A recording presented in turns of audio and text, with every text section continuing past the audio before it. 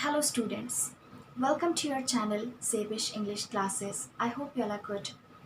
And before I go ahead, I want to apologize to all my subscribers for not being able to upload any video for such a long period of time.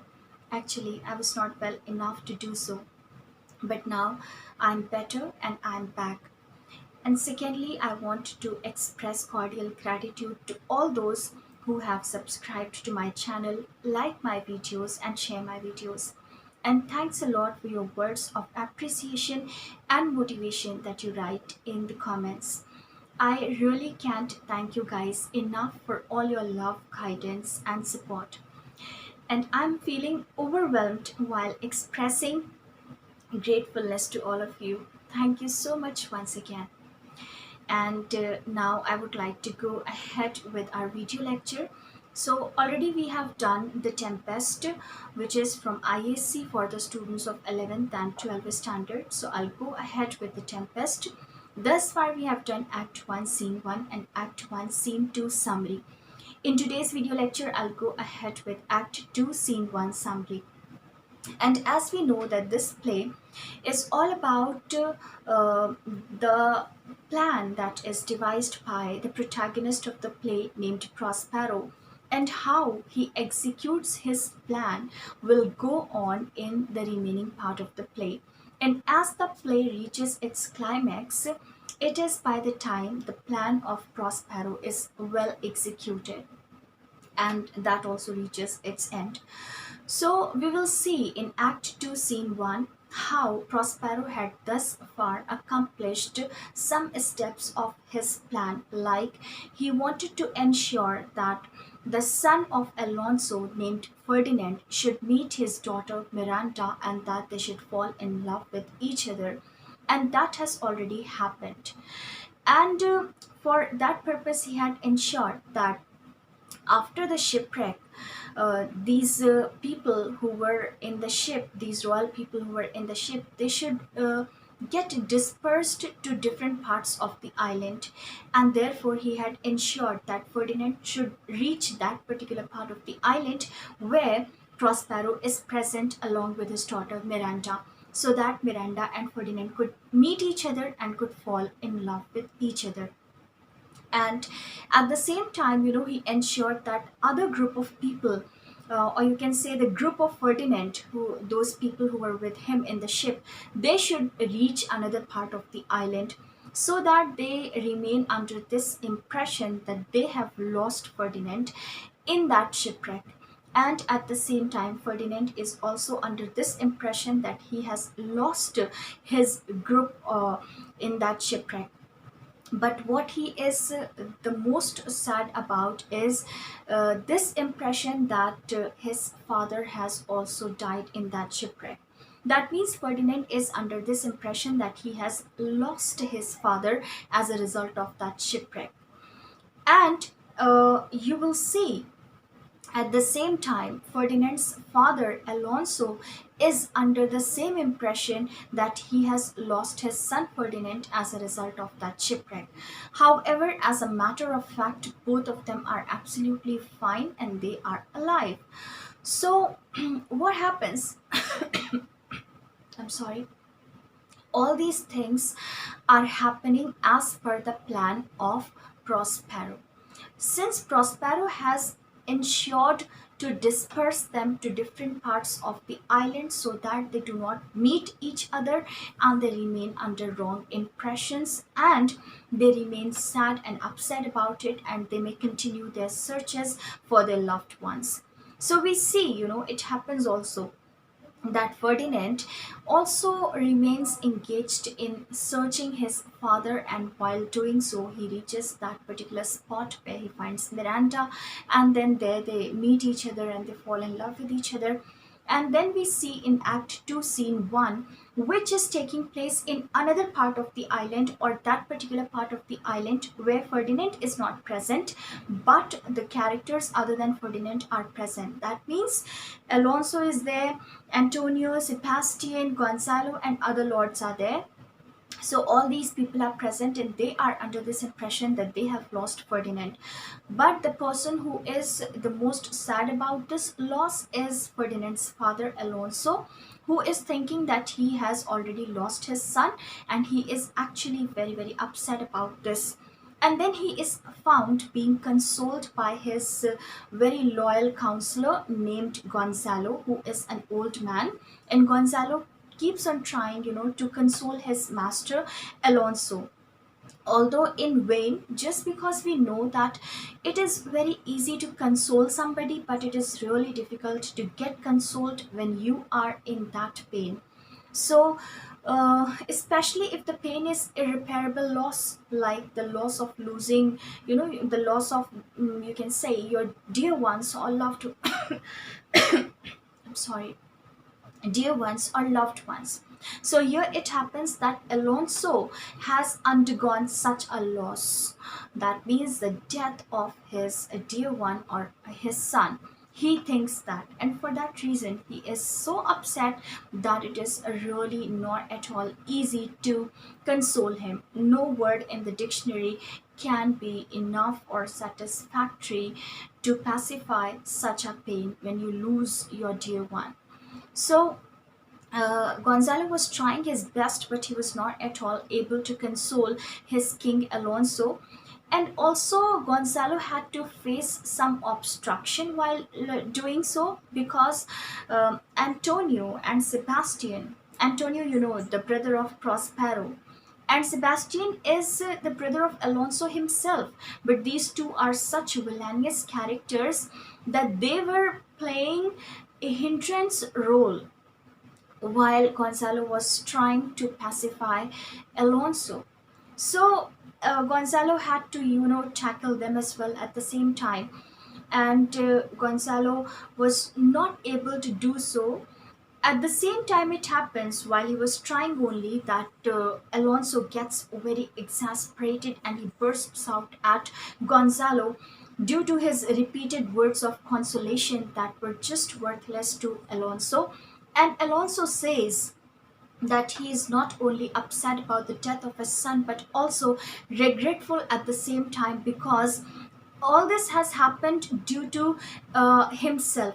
Alonso is holding himself responsible for such a loss, because he says that if he had chosen to marry his daughter Claribel around his own place instead of going all the way to Africa to marry her to the king of Tunis, then he wouldn't have confronted that tempest while returning from Africa. So this is what he says. And those people, those Antonio and Sebastian, instead of saying any word of comfort or you can say consolation, they rather add salt to his pain and wounds by saying that actually Alonso is responsible for all that, as Alonso should have chosen somebody for his daughter Claribel from around his own place instead of going all the way to Africa, because this incident of the tempest had taken place while they were returning home, that is to Naples from Africa. And they say that if you hadn't come all the way to Africa to marry your daughter, then you wouldn't have come across this tempest on the way back to home, and you wouldn't have lost your son as well. So this is how Antonio and Sebastian also start blaming Alonso that you are only responsible for the death of your son. So this is how obviously Alonso's pain, or you can say, will increase, and he was feeling, worse about it. His pain was being aggravated due to the words of Antonio and Sebastian. So Gonzalo again interrupted and tried to divert the topic so that he could make his master or King Alonso feel better. So it happens that and then Ariel enters the scene, and Ariel plays a solemn music, and that music works upon all the characters in such a way that they all fall asleep except Antonio and Sebastian. Rest of the characters fall asleep. That means Alonso also falls asleep, and Gonzalo as well. So all these characters fall asleep, and then what happens is something really important, that Antonio takes up the opportunity and starts instigating the fire, or you can a fire of ambition, you can say, in the heart of Sebastian.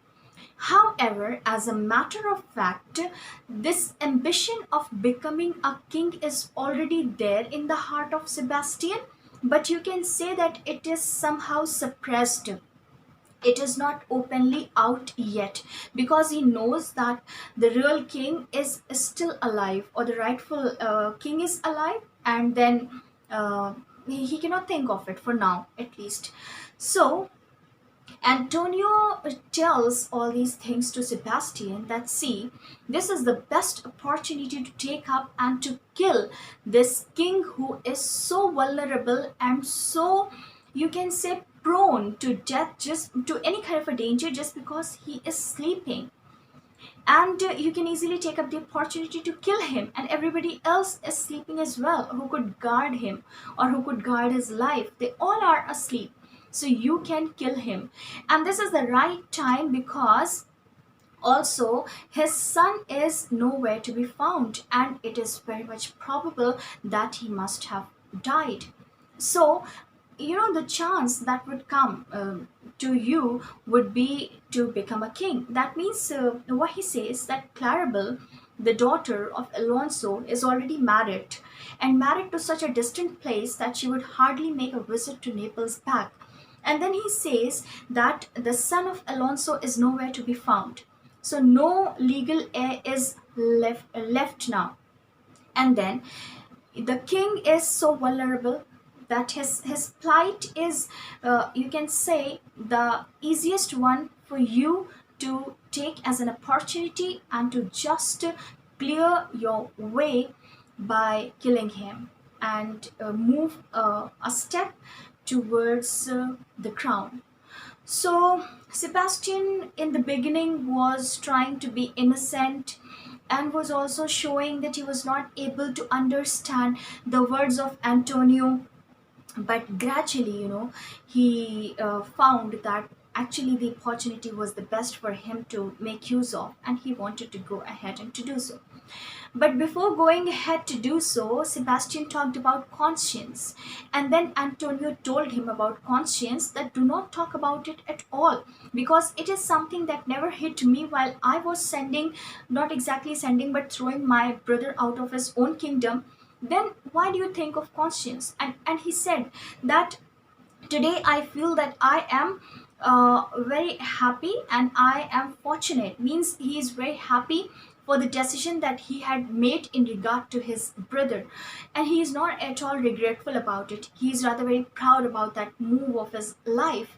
And so he also provoked Sebastian in that way. And Sebastian, since Sebastian already had that suppressed desire towards the crown, so he thought, why not take up the opportunity? And then they both got ready for that. They took out their swords also for conducting that. But then since Prospero was doing all this deliberately, like he sent Ariel to make them fall asleep so that their tyranny, their villainy could come out, how to which extent they could go, these Antonio and Sebastian. So again, since Prospero did not want Alonso to be killed by them, Prospero had ensured that Ariel reaches this in the scene again on time, and then Ariel begins to play some music in the ears of Gonzalo, and says something. So that awake, awake, some kind of a conspiracy is about to take place. So this is how it goes on, and Gonzalo just wakes up. As Gonzalo wakes up, he says, preserve the king, may God save the king, preserve the king. And this is how he says, and his words would awaken everyone there. And then, the Alonso also wakes up, everybody else also wake up. So As soon as they wake up, they see the swords drawn in the hands of these two characters of Sebastian and Antonio. And then obviously they are accountable for such a move, for such an action. Then they say that they were trying to guard their king, or Alonso, against some animals that they had heard the sounds of. This is what they excuse. And then this scene comes to an end there only. uh, However, their searches for Ferdinand will be resumed ahead.